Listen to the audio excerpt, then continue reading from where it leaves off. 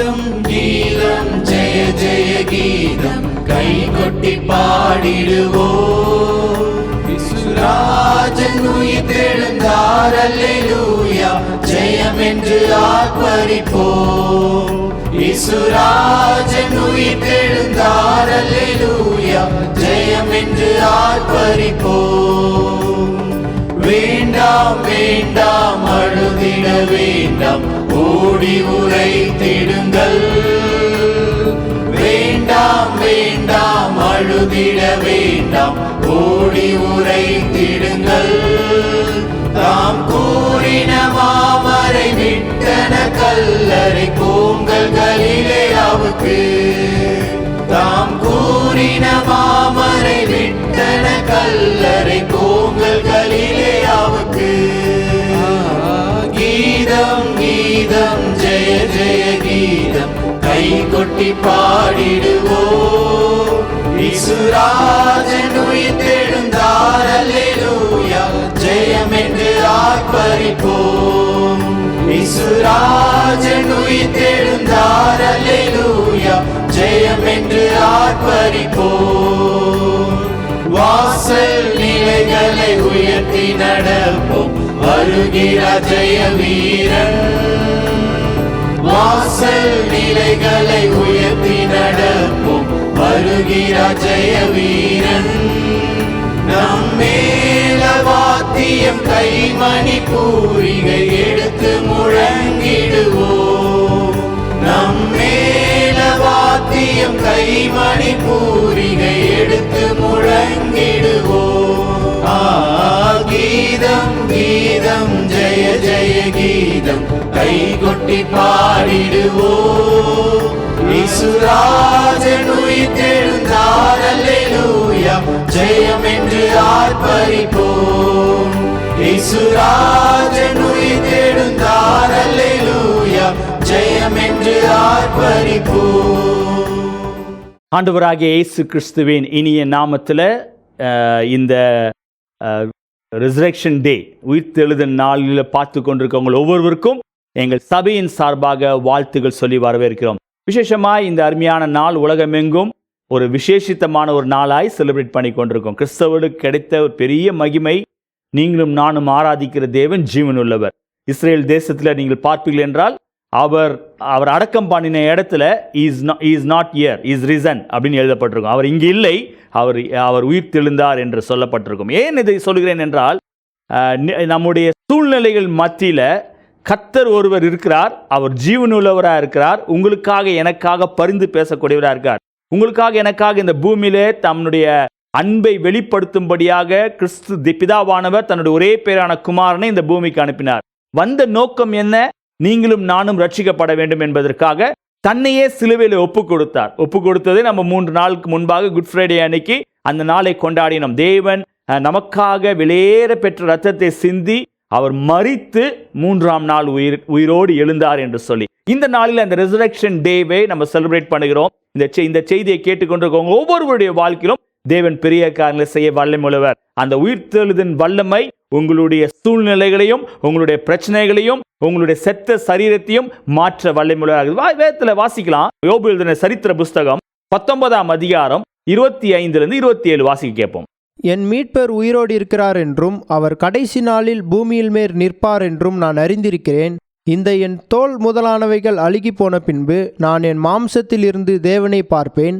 அவரை நானே பார்ப்பேன், அந்நிய கண்கள் அல்ல, என் கண்களே அவரை காணும். இந்த வாஞ்சையால் என் உள்ளந்திரியங்கள் எனக்குள் சோர்ந்து போகிறது. ஹல்லேலூயா. எனக்கு அன்பான தேவனுடைய பிள்ளைகளே, இந்த வசனத்தை தான் நாம் ஏப்ரல் 1ஆம் தேதி நாம் செய்தியாக கேட்டோம். என் மீட்பர் உயிரோடு. யோபினுடைய பெரிய நம்பிக்கை, அவருடைய வாழ்க்கையில் அவர் சொல்றாரு, என் மீட்பர் உயிரோடு இருக்கிறார் என்றும் அவர் கடைசி நாளிலே பூமியின் மேல் நிற்பார் என்றும் நான் அறிந்திருக்கிறேன். எத்தனை ஒரு தீர்க்க தரிசனமான ஒரு காரியத்தை எத்தனையோ வருடங்களுக்கு முன்பாக யோபுவினால் பார்க்க முடிகிறது. பார்த்தது மாத்திரமல்ல, இவர் சொல்கிறாரு, இந்த என் தோல் முதலான அழுகி போன பின்பு நான் என் மாம்சத்தில் இருந்து தேவனை பார்ப்பேன் என்று சொல்லி அந்த நம்பிக்கைக்குரிய ஒரு அடையாளத்தை வெளிப்படுத்தக்கூடியதை பார்க்கிறோம். இந்த ஈஸ்டர் டே வந்திருக்கிற உங்களுடைய வாழ்க்கையில், என்னுடைய வாழ்க்கையில உலகமெங்கும் இந்த நாளிலே இந்த ரெசரக்ஷன் டேயை செலிப்ரேட் பண்ணி கொண்டிருக்காங்க.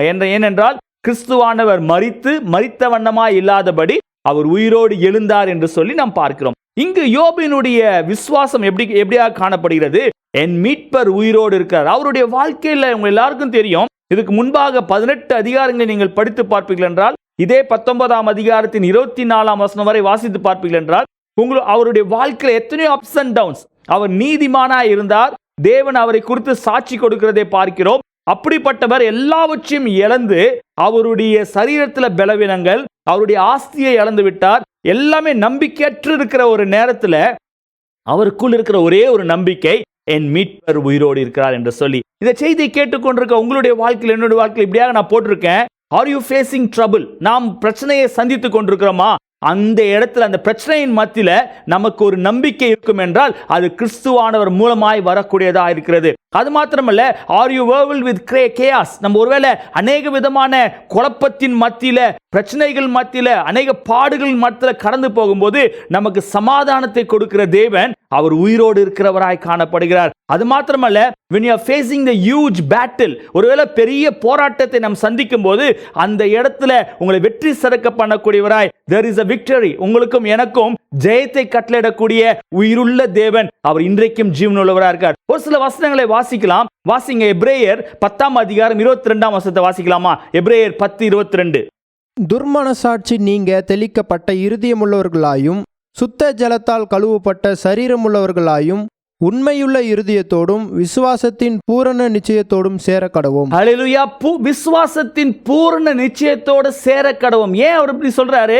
ஒருவேளை பழைய வாழ்க்கை வாழ்ந்து கொண்டிருக்க நம்முடைய வாழ்க்கையில நம்முடைய எல்லா விதமான துர்பிரவாகங்களும், எல்லா விதமான தேவனுக்கு பிரியமில்லாத காரியங்களை விட்டுவிட்டு தெளிந்த புத்தி உள்ளவளாய், தெளிந்த நீரில் ஞானஸ்நானம் எடுத்தவளாய், புது சிருஷ்டியாய், நியூ ஜெனரேஷனாய் மாறி அவருக்குள்ள விசுவாசத்தில் பலப்படும் போது உங்களுடைய கண்களும் உங்களுடைய நாவுகளும் அறிக்கை செய்யும், என் தேவன் உயிருள்ளவராய் இருக்கார், என் மீட்பர் உயிரோடு இருக்கிறார் என்று உங்களால சொல்ல முடியும். அது மாத்திரமல்ல, 2 கொரிந்தியர் 5:8 பவுல் இப்படியாக சொல்கிறார். வாசிங்க, 2 கொரிந்தியர் 5:8.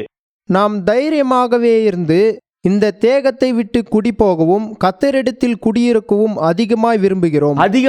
எதை விரும்புகிறாரு? இந்த தேகத்தை விட்டு போகக்கூடிய காலங்கள். ஒரு நாள் உங்களுக்கும் எனக்கும் மரணம் ஏற்படலாம். ஆனால் மரணம் ஏற்பட்டு இந்த தேகத்தை விட்டு பிரிந்து போகிற நாட்களிலே நீங்கள் யாரோடு இருக்க போகிற? பவுலுடைய நிச்சயம் கிறிஸ்துவோடு கூட ஐக்கியம் பெற்றவளா. என கிறிஸ்துவானவர் ஜீவனுள்ளவரா இருக்கிறபடினாலே அந்த உயிருள்ள தேவனோடு இருக்க வேண்டும் என்று சொல்லி அவர் ஆசைப்படக்கூடியவராக இருக்கார்.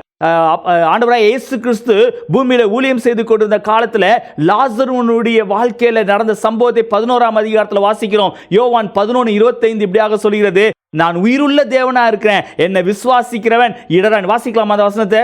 இயேசு அவளை நோக்கி, நானே உயிர்த்தெழுதலும் ஜீவனுமாய் இருக்கிறேன், என்னை விசுவாசிக்கிறவன் மரித்தாலும் பிழைப்பான். என்னை விசுவாசிக்கிறவன் மரித்தாலும் பிழைப்பான். எனக்கு அன்பான தேவனுடைய பிள்ளைகளே, இந்த ரெசரக்ஷன் டே செலிப்ரேட் பண்ணி கொண்டிருக்க உங்க ஒவ்வொருவருடைய வாழ்க்கையிலும் அந்த உயிர்த்தெழுதின் வல்லமை கிரியை செய்ய வேண்டும். பிரச்சனைகளை பார்த்து சோர்ந்து போயிட்டீங்களா? குழப்பத்தை பார்த்து சோர்ந்து போய்விட்டீர்களா? இல்ல வருகிற போராட்டங்களை பார்த்து சோர்ந்து போய்விட்டீர்களா?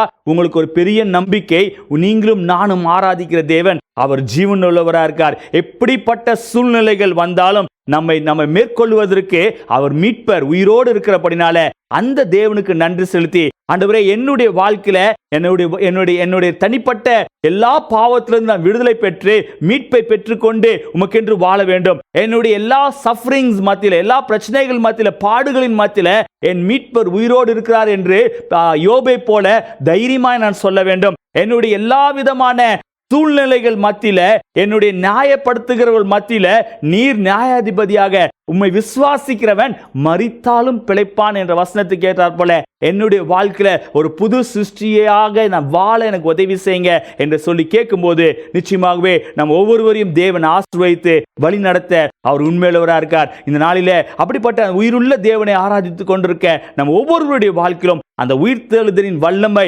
உங்களுக்குள் இருந்து கிரியை செய்ய வேண்டும். எந்தெந்த காரியம்லாம் செத்து போயிருக்குன்னு நினைக்கிறீங்களா? ஒருவேளை எந்தெந்த காரியங்கள்லாம் இன்னைக்கு நீ இல்ல, நம்பிக்கை இல்லை என்று யோசிக்கிறீங்களா, அந்த இடத்துல நம்பிக்கைக்குரியவராய் அவர் இருந்து உங்களை வழி நடத்த அவர் உண்மையுள்ளவராக இருக்கார். தலையில தாழ்த்தி ஒப்பு கொடுத்து ஜெபிக்கலாமா?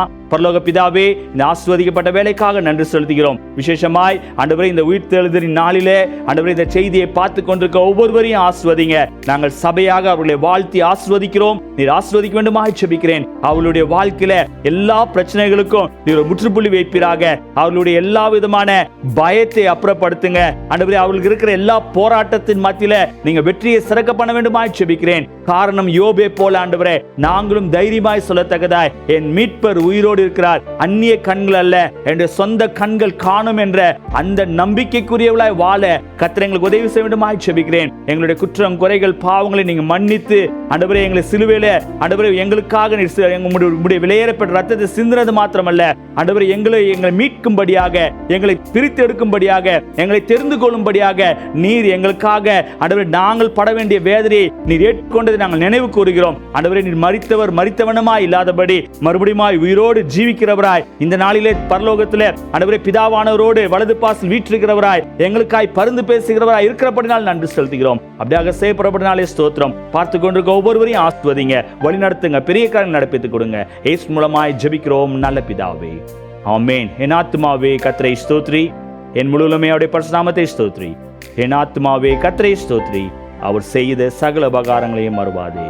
ஆமென். கர்த்தராகிய இயேசு கிறிஸ்துவின் கிருபையும் பிதாவாகிய தேவனுடைய அன்பும் பரிசுத்த ஆவியானவருடைய அன்பின் நம் அனைவரோடும் கூட இப்பொழுதும் எப்பொழுதும் சதா காலம் இருப்பதாக. ஆமென். ஹல்லேலூயா. கர்த்தர் உங்களை ஆசீர்வதிப்பாராக. ஸ்கிரீன்ல வருகிற வாட்ஸ்அப் நம்பர்ல ஜெப குறிப்பு இருக்கின்றால் தெரியப்படுத்துங்க. உங்களுக்காக ஜெபிக்க நாங்கள் ஆயத்தமா இருக்கிறோம். கர்த்தர் உங்களை ஆசீர்வதிப்பார்.